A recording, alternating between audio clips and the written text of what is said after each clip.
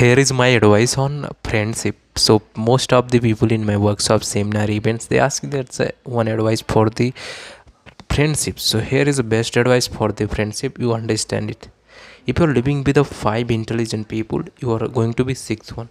If you're living with the five successful people, you are going to six one.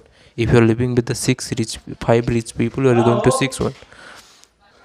If you are living with the five introvert people, you are going to be six one. If you are living with the five extrovert people, you are going to be six one. If you are living with the five stupid people, you are going to six one.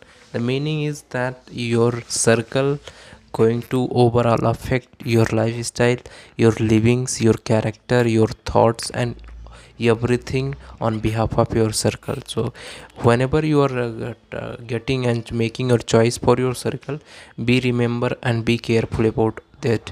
That's remember what circle you are choosing. Here is my advice on friendship. So most of the people in my workshop seminar events, they ask that's one advice for the friendship. So here is the best advice for the friendship. You understand it. If you're living with the five intelligent people, you are going to be sixth one. If you're living with the five successful people, you are going to six one. If you're living with the five rich people, you are going to six one. If you are living with the five introvert people, you are going to be six one. If you are living with the five extrovert people, you are going to be six one. If you are living with the five stupid people, you are going to six one.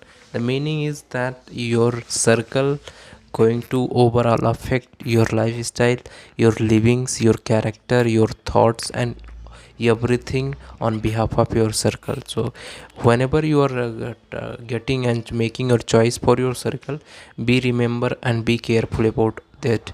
That's remember what circle you are choosing.